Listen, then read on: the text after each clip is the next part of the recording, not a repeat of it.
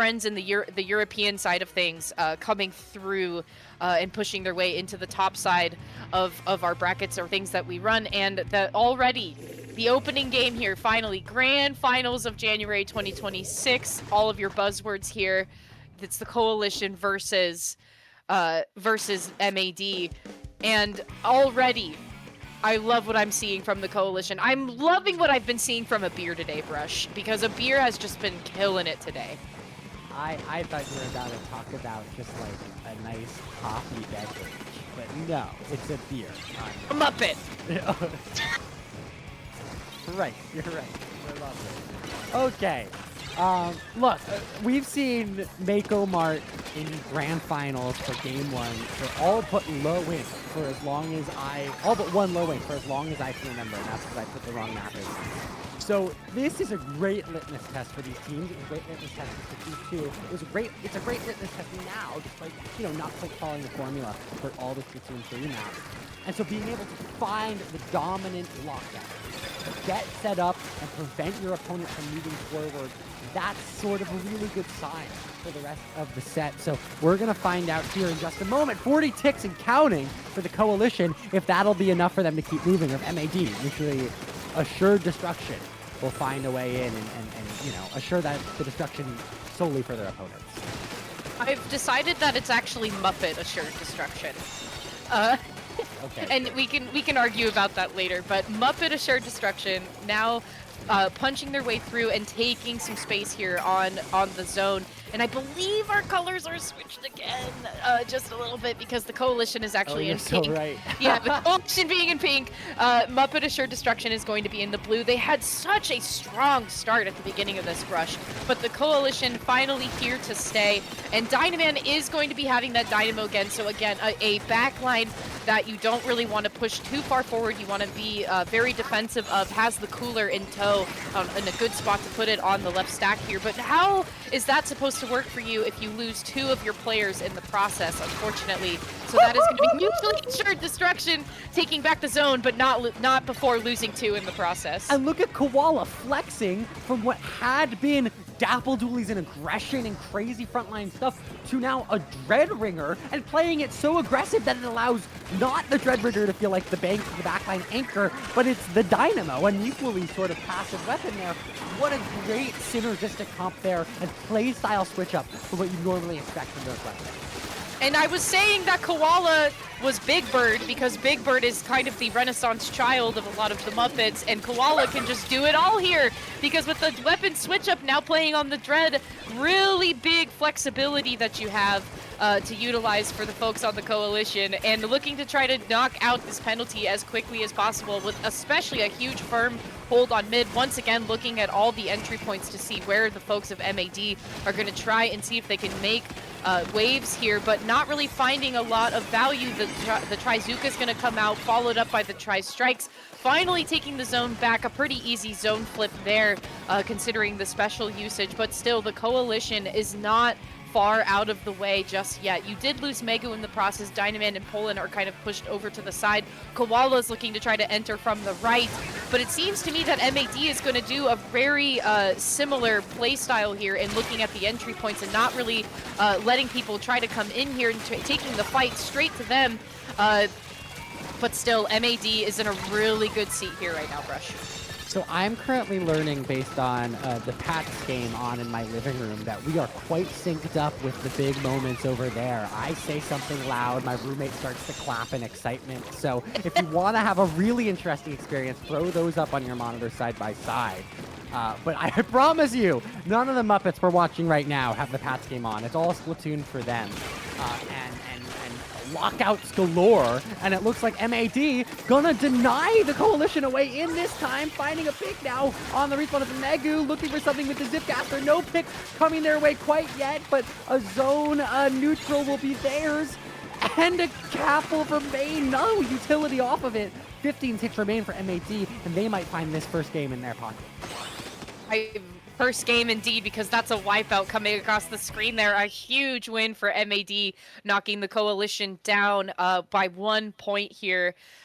You gotta appreciate the amount of effort the Coalition was utilizing because Koala pushed up so far for a little while with that Dread Ringer, but unfortunately, I felt bad for Megu not able to find too much value with that Zipcaster. There was a lot of distractionary tool that was utilized in the beginning there, but yeah, just not quite finding, I feel like, the pick that they were looking for.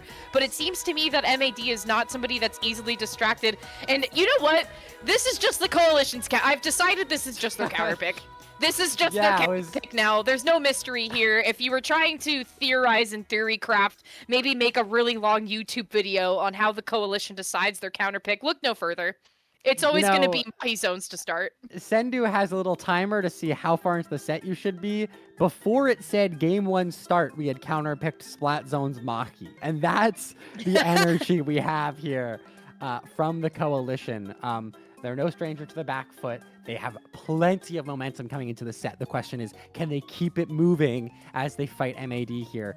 And, I mean, look, we saw a very different comp from them there. We saw a Dread Ringer come out not from Dynaman, rather coming out from Koala. We saw Koala, sorry, I would right there, and Dynaman there on the Dynamo again, which we have seen off and on, but we've seen a lot more Explo from that player. So I would venture to guess, Saf, that we'll go back to sort of the Mahi comp we know and love. The question is, what does M.A.D have up their sleeve to counter it? Right. And okay. Hold on. I'm so deep into Muppets right now. No, please. I'm looking for the Coalition, when we were on Mahi Zones last time, I believe we had Red Dapple, the Explo. Did we have a Pro and then a Stamper? Sounds about right. Yeah, I think that's about what we were cooking with here. So considering the tools that the Coalition wants to try to work with here, especially with that triple splashdown coming in from Dynaman as kind of a last-ditch effort, either defensively or trying to polish off the zone, it seems to me that the folks on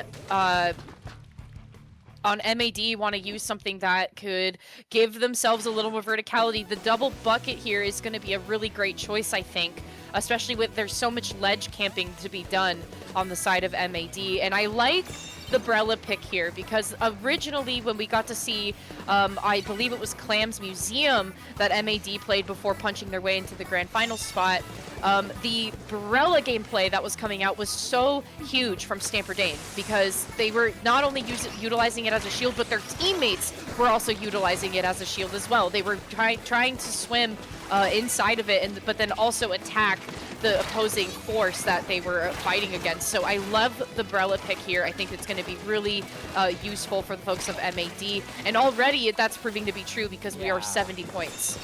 It's like a get out of jail free card. Agent going down to the water. Get out of jail free card.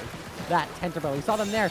Pop bazooka, find a pick, survive behind a pillow. Oh, they're about to die. Great, I got a tent shield back. So that's the sort of utility you're going to see out of it. And it's about the teammates there then to play around it. So the Coalition now in the driver's seat once again. They found the cap and the water levels changed. But you know, it's not absurd for M.A.D to say, oh, I'm just going to go around the side here and find another pick and get back in. The hammer is well there to help, though, going down is a beer.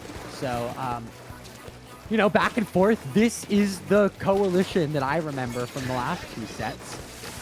It's a question now of whether or not can they keep their advantage and steamroll their way forward. I certainly think that they can, because if you're trying to take out Dynaman, chances are Dynaman's going to take you with them. Unfortunate timing for a beer there.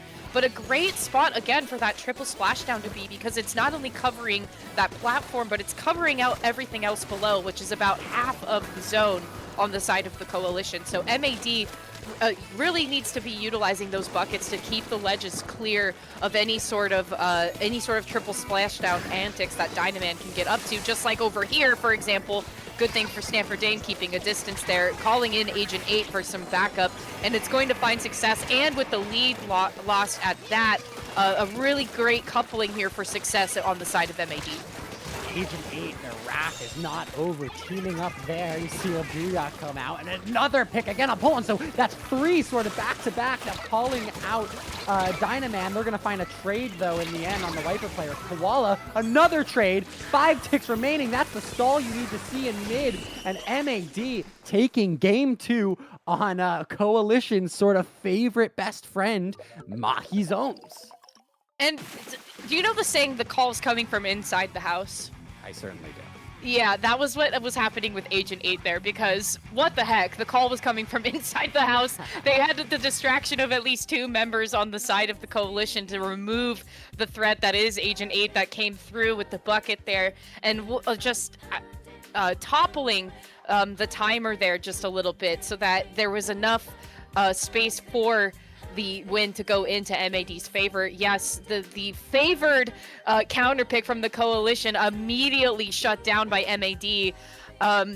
Does the Coalition pick splat zones again? I'm wondering if that's a recipe for disaster, because it seems to me that M.A.D has splat zones very firmly in their grasp in terms of modes here. So what do you do again when you're in the back foot on a counter pick, especially in grand finals? You go Rainmaker, back pump track is what you do, Brush. My goodness. I guess. Look, we talked about the height advantage. We talked about the wavy mid. That's and a Muppet-looking choice.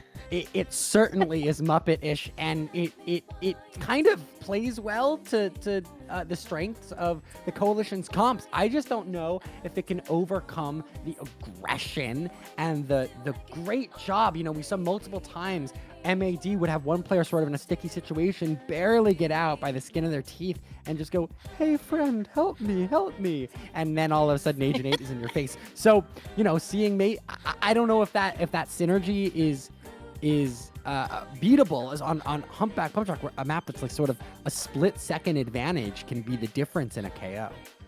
And in addition to that, the split-second KO, a lot of the distance is from that elbow to the final checkpoint.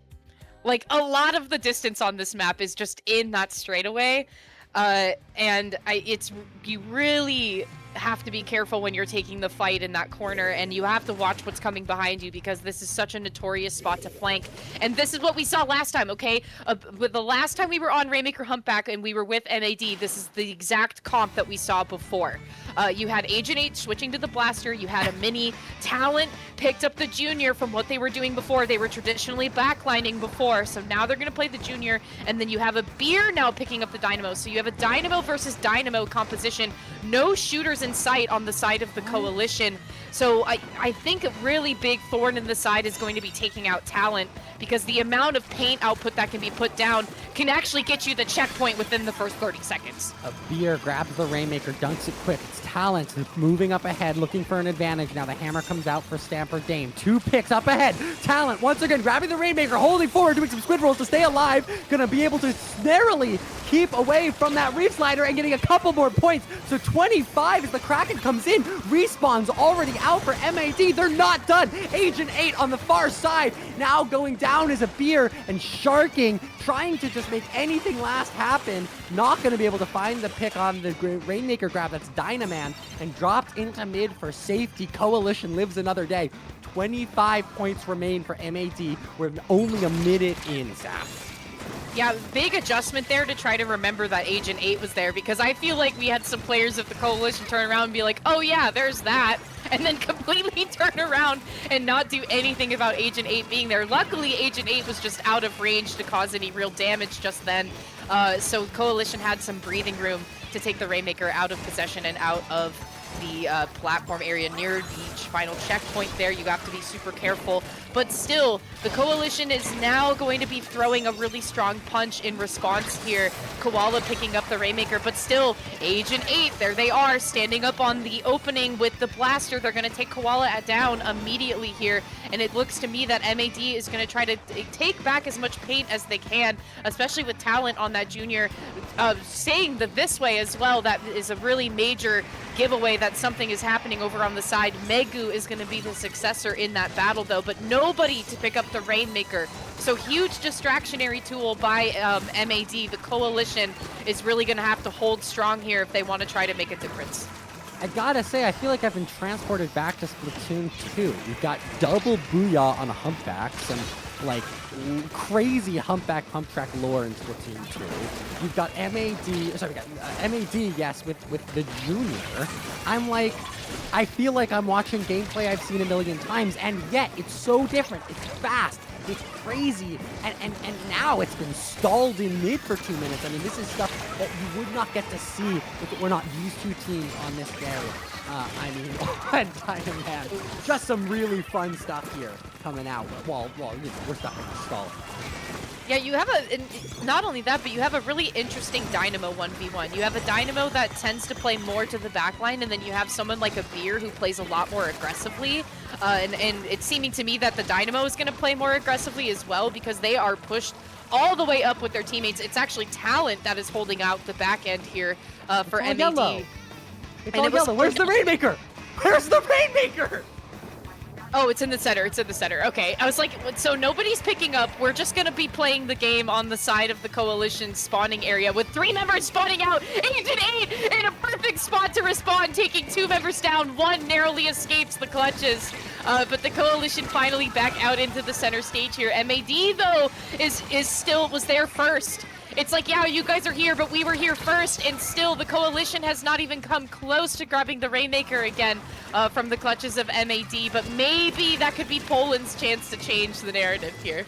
I don't understand. The whole map was yellow. M.A.D had such a great opportunity. Instead, they opted to play splat zones for some reason and just push all the way up without the objective. Now 54 seconds remain. It might pay off, though, as the Koalition is unable to find advantage, and it's Stamper Dane moving in with the hammer, looking to keep it moving, and 2 go down in their favor. They might push again with 40 seconds remaining.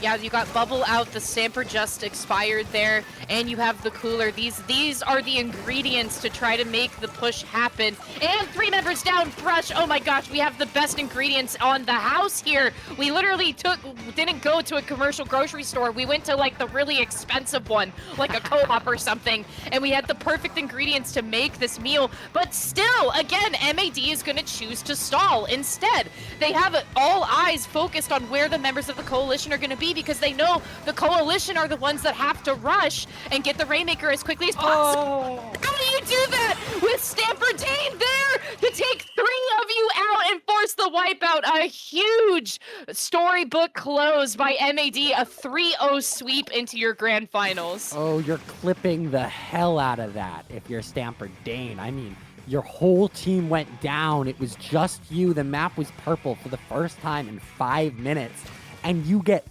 3 picks with a hammer and win the whole thing. M.A.D wins Low Inc. January 2026 from the winner's side. They